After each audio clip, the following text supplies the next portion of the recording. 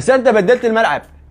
اولمو فران توريس تدفنهم بالملعب، تدفنهم بالحشيش ويا العمال، تذبهم ويا العمال، يحطوهم بالخبطه، يموك ذولا بالخبطه، من يوقع عامل بنص الخبطه يدفنون فوقها ويصبون، صب فوقهم عزيزي واخلص منهم. انت بدلت الملعب، انت ترجع نفس قبل، جيبهم حطهم بالخبطه وفوقهم ابني الحشيش وراحوا انتهوا جو الملعب. شنو هالعاهات دول جايبين بالفريق؟ والله العظيم لا تقول لي فران توريس قول، عاهه بشريه. حقه من الصدى الاعلامي، تليفونك طفي الاشعارات. من قول؟ كذي.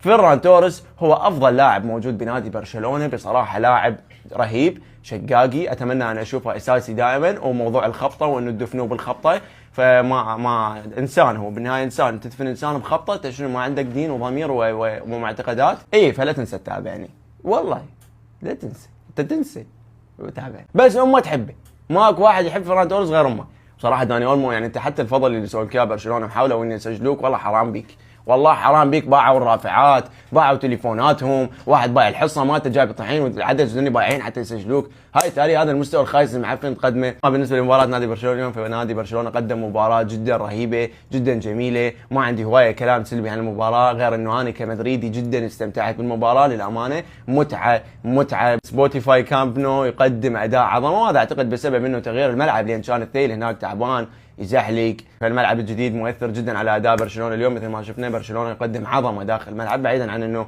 اتلتيكو بالباو نازعين القمصان قبل ما يطبقون للعبه، ولكن برشلونه قدم اداء جدا كبير قبل مواجهه تشيلسي، وهذا تهديد واضح وصريح لنادي تشيلسي ما قبل المواجهه. شفنا اليوم توهج لامين يامال، فيرمين لوبيز بنظري افضل لاعب بالمباراه. فيرمين لوبيز هو جوهره ولاعب ما ماخذ حقه اعلاميا. شفنا اسيست لامين يامال لفران توريس، وفران توريس طبعا قبلها بدعاء الام.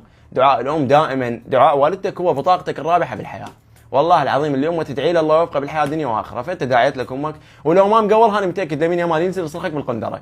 نص تليفونك هاي للمره المليون، مع السلامه، بعد ما نصور لحد ما محمد ينص تليفون.